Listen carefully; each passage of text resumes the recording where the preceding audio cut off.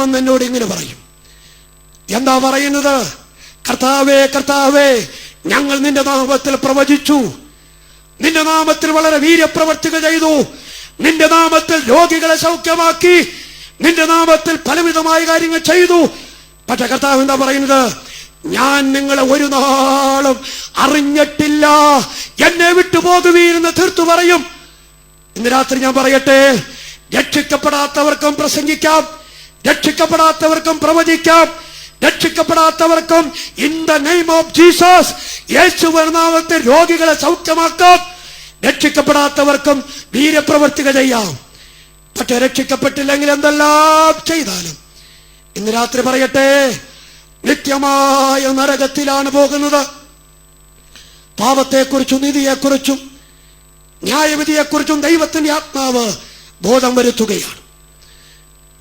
സുഹൃത്തെ, ഒരു പാപിയാണ് നിങ്ങളെന്ന് ഈ രാത്രി സമ്മതിക്കും.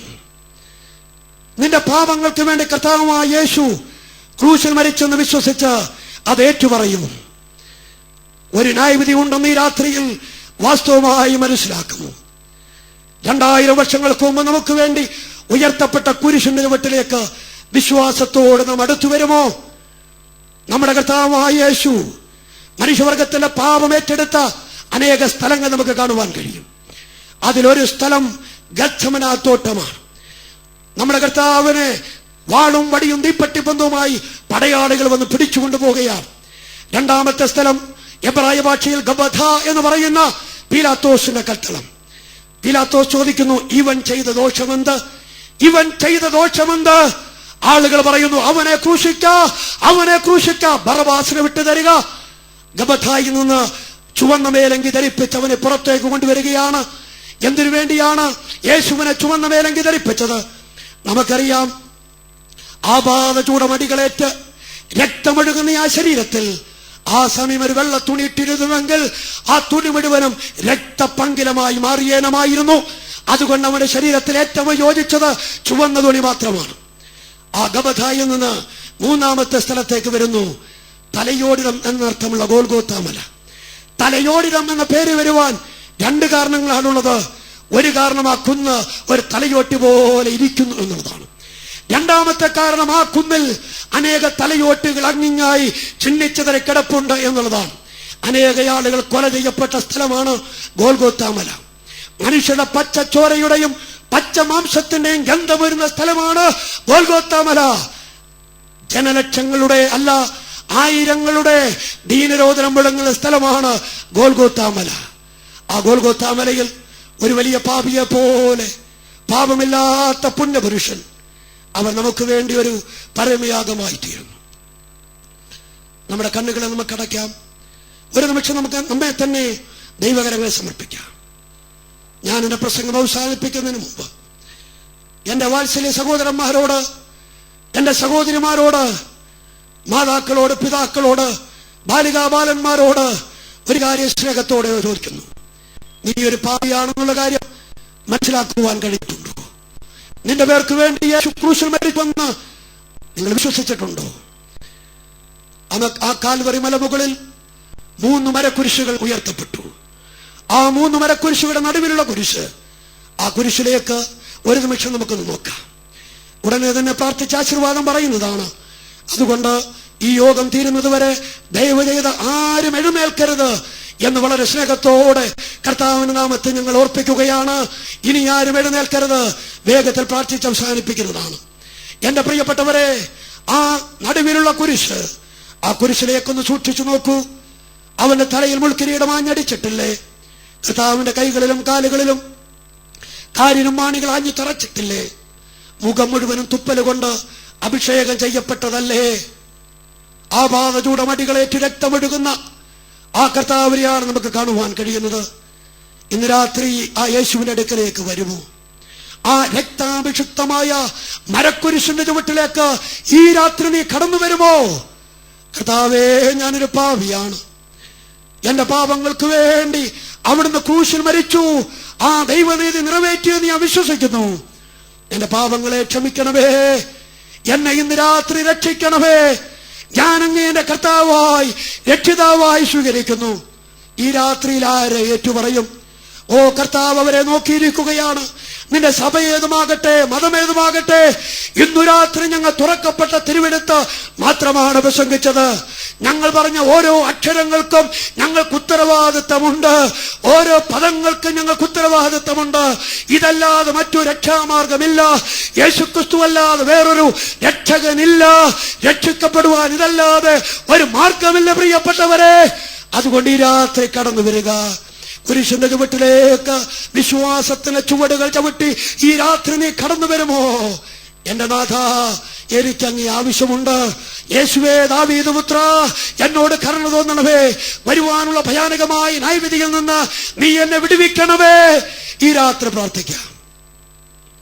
അങ്ങനെ പ്രാർത്ഥിക്കുവാൻ താല്പര്യമുള്ളവർക്കായി ഞങ്ങൾ ഈ വാചകങ്ങൾ നിർത്തി നിർത്തി പറഞ്ഞു തരുവാൻ ആഗ്രഹിക്കുകയാണ്. നിങ്ങൾ എന്താണ് പ്രാർത്ഥിക്കേണ്ടത്? യേശുവേ, ഞാനൊരു പാപിയാണ്. എന്റെ പാപങ്ങൾക്ക് വേണ്ടി അവിടുന്ന് ക്രൂശിൽ മരിച്ചെന്ന് ഞാൻ വിശ്വസിക്കുന്നു. എന്റെ പാപങ്ങൾ അവിടുന്ന് ക്ഷമിക്കണമേ. ഞാൻ അങ്ങയെ എന്റെ രക്ഷിതാവും കർത്താവുമായി സ്വീകരിക്കുന്നു. എന്റെ ഹൃദയത്തിലേക്ക് അവിടുന്ന് വരണമേ. ആമേൻ. അങ്ങനെ ഇന്ന് രാത്രി പ്രാർത്ഥിച്ചുവെങ്കിൽ ഈ രാത്രി തന്നെ നമ്മൾ ദൈവമക്കളായി തീർന്നിരിക്കുകയാണ്. നമ്മുടെ പേര് സ്വർഗത്തിൽ ജീവപുസ്തകത്തിൽ എഴുതിയിരിക്കുകയാണ്. ദൈവദൂതന്മാർ സന്തോഷിക്കുന്ന മനോഹര രാത്രിയായി തീർന്നിരിക്കുകയാണ്. ഇന്ന് രാത്രി എന്റെ പ്രിയപ്പെട്ടവരെ, ഈ കർത്താവ് നമ്മുടെ ഉള്ളത്തിലേക്ക് വന്നു. ഇന്ന് രാത്രി ഞാൻ ഈ വാക്കുകൾ പ്രാർത്ഥിച്ചു. അതുകൊണ്ട് സഹോദര, എനിക്ക് വേണ്ടി പ്രാർത്ഥിക്കണം. അങ്ങനെ താല്പര്യമുള്ള പ്രിയപ്പെട്ടവർ, അവർക്കായി ഞങ്ങൾ ഒരു നിമിഷം വേർതിരിക്കുകയാണ്. ഞാൻ രാത്രി ഇങ്ങനെ പ്രാർത്ഥിച്ചു. എന്റെ ഹൃദയത്തിലേക്ക് യേശു കടന്നു വന്നു. പാപത്തെക്കുറിച്ചും നീതിയെക്കുറിച്ചും ന്യായവിധിയെക്കുറിച്ചും ഈ രാത്രിയിൽ എനിക്ക് ബോധ്യം വന്നു. ഓ, എന്റെ ഉടമ്പടിയിലൂടെ, എന്റെ ആ പ്രാർത്ഥനയിലൂടെ ഞാൻ കർത്താവിന്റെ മകനായി തീർന്നു, മകളായി തീർന്നു എന്ന് ഞാൻ ഇന്ന് രാത്രി സമ്മതിക്കുന്നു. അറക്കേണ്ട ആവശ്യമില്ല, മടിക്കുകയും ഭയപ്പെടുകയും ചെയ്യേണ്ട ആവശ്യമില്ല. ഞാൻ ഇന്ന് രാത്രി അങ്ങനെ പ്രാർത്ഥിച്ചു എന്ന് ബോധ്യമുള്ള പ്രിയപ്പെട്ടവർ, നിങ്ങളുടെ വലങ്കരങ്ങൾ ഉയർത്തിയാൽ നിങ്ങൾക്ക് വേണ്ടി ഒരു നിമിഷം നിങ്ങൾ പ്രാർത്ഥിക്കുവാൻ പോവുകയാണ്. ഞാൻ ഇന്ന് രാത്രി ഇങ്ങനെ പ്രാർത്ഥിച്ചു. എന്റെ പാപങ്ങളെ ഞാൻ കർത്താവിനോട് ഏറ്റു പറഞ്ഞു. സ്തോത്രം. ഉയർത്തപ്പെട്ട കരങ്ങൾക്കായി തിരുനാമത്തിന് സ്തോത്രം. ഇന്ന് രാത്രി ഞാൻ കർത്താവിനോട് ഇങ്ങനെ പ്രാർത്ഥിച്ചു. പ്രിയ സഹോദരന്മാരെ, സഹോദരിമാരെ, ദൈവം നിങ്ങളെ അനുഗ്രഹിക്കട്ടെ. ഞാൻ ഇന്ന് രാത്രി ഇങ്ങനെ പ്രാർത്ഥിച്ചു. എന്റെ ഹൃദയത്തിലേക്ക് കർത്താവായ യേശു കടന്നു വന്നു. ഇനി ആരുണ്ട്? യൗവനക്കാരുടെ കൂട്ടത്തിൽ, പ്രായമുള്ളവരുടെ കൂട്ടത്തിൽ, മാതാപിതാക്കളുടെ കൂട്ടത്തിൽ, ബാലികാബാലന്മാരുടെ കൂട്ടത്തിൽ ഇനി ആരുണ്ട്? ഇന്ന് രാത്രി യേശുവിന്റെ ഹൃദയത്തിലേക്ക് വന്നു. ഈ സന്ദേശം എനിക്ക് അനുഗ്രഹമായി തീർന്നു. പ്രിയ സഹോദര, ദൈവം അനുഗ്രഹിക്കട്ടെ. പ്രിയപ്പെട്ടവരെ, ദൈവം നിങ്ങളെ അനുഗ്രഹിക്കട്ടെ. എനിക്ക് വേണ്ടി പ്രാർത്ഥിക്കണം. ഇനി ആരുണ്ട്? ഇന്നു രാത്രി ദൈവം നമ്മെ സന്ദർശിക്കുന്ന രാത്രിയായി തീരട്ടെ. ആരും മടിക്കേണ്ട ആവശ്യമില്ല. ഇന്നു രാത്രി ദൈവം നമ്മളെ കാണുകയാണ്. ദൈവമക്കളെ, നമ്മുടെ കണ്ണുകൾ അടയ്ക്കാൻ നമുക്ക് പ്രാർത്ഥിക്കാം. നാം ഓരോരുത്തരും പ്രാർത്ഥിച്ചുകൊണ്ടിരിക്കുന്ന സമയത്ത് എനിക്ക് വേണ്ടി പ്രാർത്ഥിക്കണം. ഞാൻ ഇന്ന് രാത്രി യേശുവിനെ എന്റെ ഉള്ളത്തിലേക്ക് സ്വീകരിച്ചു. ദൈവം നമ്മെ സഹായിക്കട്ടെ. ഉയർത്തപ്പെട്ട കരങ്ങൾക്കായി ഞാൻ ദൈവത്തെ സ്തുതിക്കുന്നു. അവർക്ക് വേണ്ടി ഒരു വാക്കുകൂടി പ്രാർത്ഥിച്ച് ഞാൻ അവസാനിപ്പിക്കുകയാണ്. പരിശുദ്ധനായ ദൈവമേ, സ്വർഗീയ പിതാവേ, അവിടുത്തെ മഹത്വമുള്ള നാമത്തിനായി നന്ദിയോട് സ്തോത്രം. പാപത്തെക്കുറിച്ചും നീതിയെക്കുറിച്ചും ന്യായവിധിയെക്കുറിച്ചും ബോധ്യം വന്ന ഞങ്ങളുടെ ചില പ്രിയപ്പെട്ടവർ ഇന്നു രാത്രി കർത്താവിനോട് പാപങ്ങൾ ഏറ്റുപറഞ്ഞ് രക്ഷിക്കപ്പെടുവാനിടയായി തീർന്നത് കൊണ്ട് സ്തോത്രം. അവരെ അവിടുത്തെ ബലമുള്ള കരങ്ങളിൽ ഏൽപ്പിച്ച് ഞങ്ങൾ പ്രാർത്ഥിക്കുന്നു. വിശ്വാസത്തിൽ നിലനിൽപ്പാൻ, കർത്താവിന്റെ കൽപ്പനകൾ അനുസരിച്ച് അനുഗ്രഹീതരായി തീരുവാൻ അവരെ ഓരോരുത്തരെയും അവിടുന്ന് ഇടയാക്കണമേ എന്ന് ഞങ്ങൾ പ്രാർത്ഥിക്കുന്നു. ഇന്ന് രാത്രി വചനം കേട്ട എല്ലാവർക്കായും തിരുനാമത്തിന് സ്തോത്രം. കേട്ട വചനത്താൽ ഓരോരുത്തരെയും അവിടുന്ന് അനുഗ്രഹിച്ച് ആശീർവദിക്കണമേ എന്ന് ഞങ്ങൾ പ്രാർത്ഥിക്കുന്നു. മഹത്വമെല്ലാം അങ്ങേക്ക് തന്നെ അർപ്പിക്കുന്നു. വേഗം വരുന്ന രക്ഷിതാവും കർത്താവുമായ യേശു ക്രിസ്തുവിന്റെ വിലയേറിയ നാമത്തിൽ ഞങ്ങൾ പ്രാർത്ഥിക്കുന്നു. ദയവുണ്ടായി സ്വീകരിക്കണം സ്വർഗീയ പിതാവേ. ആമേൻ.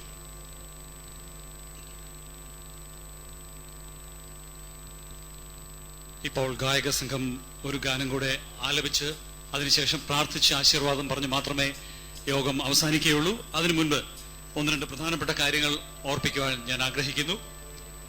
ഈ രാത്രി നിങ്ങളുടെ ജീവിതത്തിൽ ഒരു ധന്യാനുഭവം സമ്മാനിച്ചു എന്ന് ഞാൻ പ്രതീക്ഷിക്കുകയാണ്. ഈ മഹായോഗത്തിൽ സംബന്ധിച്ച എല്ലാ പ്രിയപ്പെട്ടവരുള്ള നന്ദി ഞങ്ങൾ അറിയിക്കുന്നു. തീർച്ചയായിട്ടും നിങ്ങളെ ആത്മീകമായി സഹായിക്കുവാൻ ഞങ്ങൾക്ക് താല്പര്യമുണ്ട്. ഇന്ന് ഈ യോഗത്തിൽ വെച്ച് കർത്താവായ യേശുക്രിസ്തുവിനെ രക്ഷകനും കർത്താവുമായി സ്വീകരിച്ച അനേക വ്യക്തികൾ ഇവിടെ ഉണ്ട് എന്നുള്ളത് ഞങ്ങൾക്കറിയാം. നിങ്ങൾക്ക് വേണ്ടി തുടർന്നും പ്രാർത്ഥിക്കുവാൻ ഞങ്ങൾ ആഗ്രഹിക്കുന്നു. അതുകൊണ്ട് ഈ യോഗത്തിന് ശേഷം നിങ്ങളുടെ സമീപത്തുള്ള ബാഡ്ജ് ധരിച്ച വോളണ്ടിയേഴ്സിന്റെ കയ്യിൽ നിന്നും ഒരു ചുവന്ന തീരുമാന കാർഡ് കൈപ്പറ്റുകയും അതിൽ നിങ്ങളുടെ തീരുമാനങ്ങൾ അറിയിക്കുകയും ചെയ്യണം എന്ന് ഞാൻ താല്പര്യപ്പെടുന്നു. നിങ്ങളുടെ തീരുമാനങ്ങൾ അവിടെ രേഖപ്പെടുത്താവുന്നതാണ്. ഇന്ന് യേശുവിനെ രക്ഷകനായി സ്വീകരിച്ചവർ മാത്രമല്ല, ഒരുപക്ഷെ ചിലർ നേരത്തെ ആ നിലയിൽ കർത്താവിനെ രക്ഷകനായിട്ട് അംഗീകരിച്ചവരുണ്ടാവാം. അവർ വചനം കൂടുതലായി പഠിക്കുവാൻ താല്പര്യമുള്ളവർ ആയിരിക്കാം. അങ്ങനെയുള്ളവർക്കും ഈ തീരുമാന കാർഡ് പൂരിപ്പിക്കാം. സൗജന്യമായി ചില പുസ്തകങ്ങൾ കിട്ടുവാൻ താല്പര്യമുണ്ട്. അങ്ങനെയുള്ളവർക്ക് ഈ കാർഡ് പൂരിപ്പിക്കാം. എനിക്ക് വേണ്ടി പ്രാർത്ഥിക്കണം, എനിക്ക് ചില പ്രാർത്ഥനാ വിഷയങ്ങളുണ്ട് എന്ന് പറയുന്നവർക്കും ഈ കാർഡ് പ്രയോജനകരമാണ്. ദയവായി ഈ തീരുമാന കാർഡ് ബാഡ്ജ് ധരിച്ച വോളണ്ടിയേഴ്സിന്റെ പക്കൽ നിന്നും ഏറ്റുവാങ്ങുകയും അത് പൂരിപ്പിച്ച് നൽകുകയും ചെയ്യണം എന്ന് ഞാൻ ഓർപ്പിക്കുന്നു. ഈ കാര്യങ്ങളെക്കുറിച്ച് കൂടുതൽ അറിയുവാൻ താല്പര്യമുള്ളവർക്ക് ഇന്ന് ഇതിന് ശേഷം ഇവിടെ അല്പസമയം നിൽക്കാവുന്നതാണ്. മാത്രമല്ല, നാളെ വൈകിട്ട് 5:30 നമ്മുടെ യോഗം ആരംഭിക്കുന്നത് എന്നുള്ളത് നമുക്കറിയാം. അതിനു മുൻപ് 4:30 തന്നെ ഈ വചനം പ്രസംഗിച്ച ദൈവദാസൻ അതോടൊപ്പം മറ്റു ചിലരും നിങ്ങളെ സഹായിക്കാൻ ഇവിടെ ഉണ്ടാവും. ഈ കാര്യങ്ങൾ കൂടുതൽ അറിയാൻ താല്പര്യമുണ്ടെങ്കിൽ അവരെ സമീപിക്കാവുന്നതാണ്. ഈ പന്തലിന്റെ പിൻഭാഗത്തുള്ള ഓഫീസിൽ നിങ്ങൾക്ക് അവരെ കണ്ടുമുട്ടാവുന്നതാണ്.